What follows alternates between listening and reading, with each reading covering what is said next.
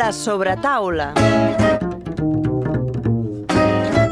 Doncs bé, avui estem al Festival de Terror de Molins de Rei, com cada any, i tinc l'honor i l'oportunitat de parlar amb un dels directors d'un curtmetratge que es va passar fa uns dies. En aquest cas tenim a Dominik Balkow. Now you're gonna tell me if it's correct or not, but thank you for being here in Empanada Cultural. Thank you for having me. Yeah, Dominik Balkow, correct. Okay, point for me. So your short film is quite difficult to talk about. Maybe you can expose some little plot without spoilers? Yeah, my tagline usually is that the short is called O, and it's a surreal short about the horrors of addiction.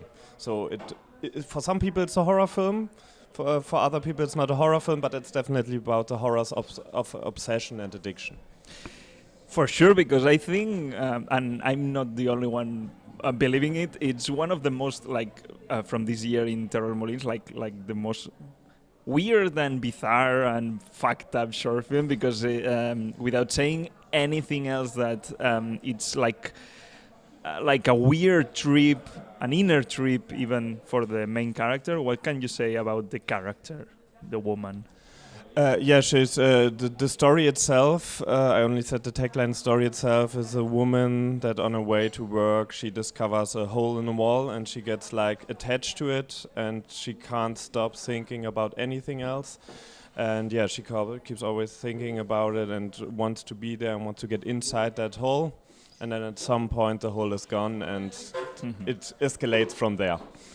Yeah, because it's interesting, because sometimes, even more in short films, we take this little premise, this little idea, and we make something, in this case, horrific, and this trip, because the length of the short film is really short. 14 minutes, I think, without credits. 13. For me, it was really short, but I think because you get this empathy, come on, this journey must end in some way, and it's fucked up the way they end.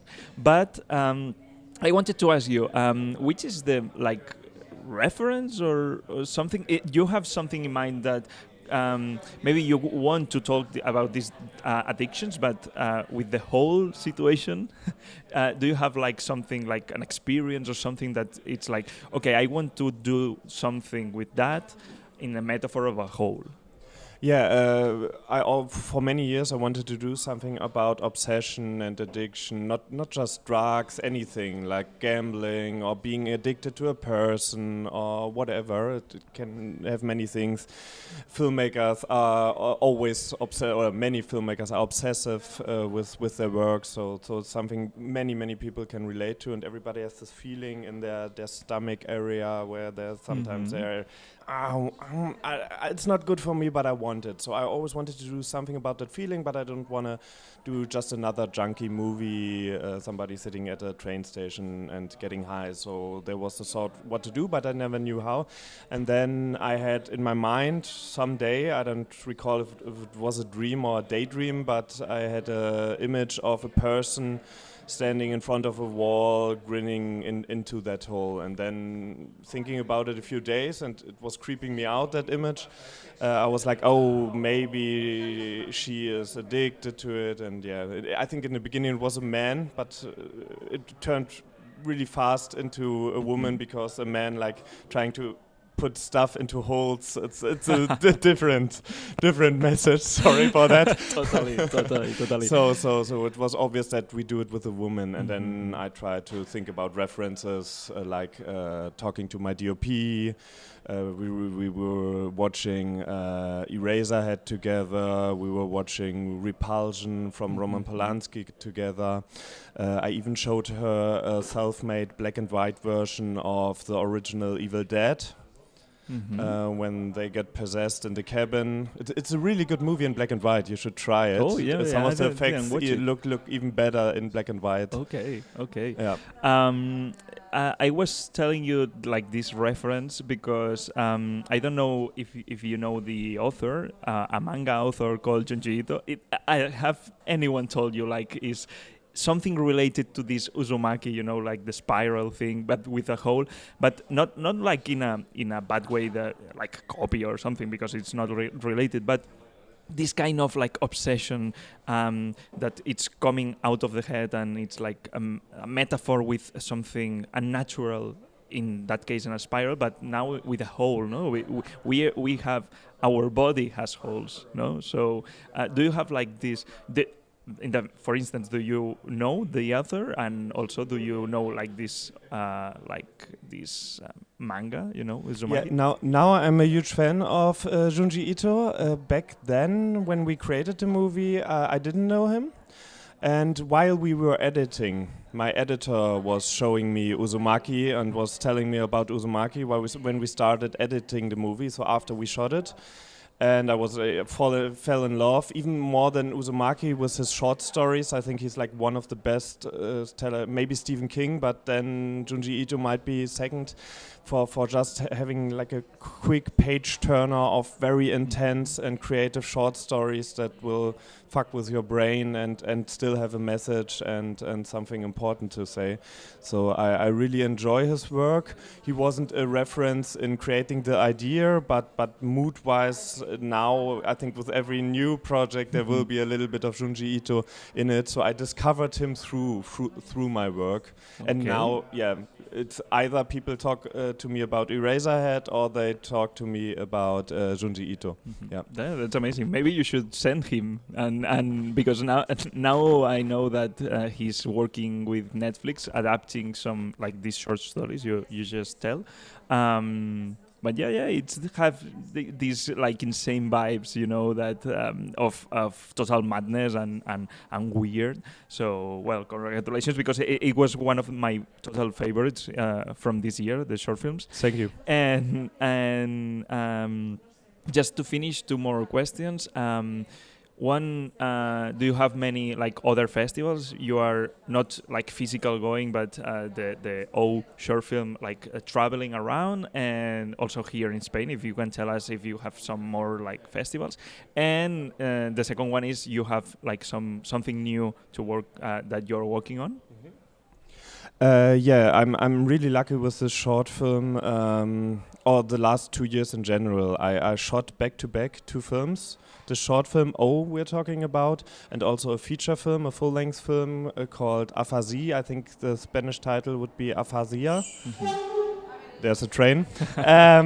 Should we stop? Or? No. Okay. Don't worry, I will cut. The Spanish title I think is called Aphasia, and I shot them back to back, and they couldn't be more different. The short film is like very structured, and we knew every scene and every shot in detail. And the feature film worked with a lot of improvisation and finding stuff in the moment. So they are very different projects. I shot them back to back. They're both out now. For the short film, I'm trying to travel as much as possible. As a filmmaker, you always, especially with short films, you maybe get some money from the festival or you get a hotel, but you need to pay for the travel, so I can't fly to the US all the time and stuff like that. But if it's in Spain, I try to go. I've been to Fan Bilbao, I've been to Crypto, I've been to many other Spanish festivals. Internationally, I think the most important one for me was that we won in Toronto After Dark, because it's a huge audience festival. And usually the festival is known that people come there, the filmmakers come there and make a party with the audience. And then they win because people like the filmmaker as well as the short. And I couldn't be there. So I was like, wow, we won an audience award at like one of the most important audience festivals of genre films. So I was like, wow, it's working. And we didn't say it, but it's a short film without dialogue. Mm-hmm. So I think it's very universal, even though I think it still works if you're not connecting with the obsession or the addiction. It's just a creepy short film on its surface, so it works on any level. And this kind of like smile, this big smile that keeps on like giving us the audience the main actress. It's really like this unsettling, short film. So and I think in this way, even the Terror Molins this year leitmotif is musicals. I think we've watched so many like feature films about like unsettling themes, not only this like horror movie with the monsters and everything. It's more like unsettling, and maybe your short film is one of the most like unsettling we've watched in the entire short film blocks. Thank you, thank you. That's good to hear. My favorite anecdote or my favorite audience reaction was in Fund Bilbao. Yeah. There was for some reason at the in the short film block a child.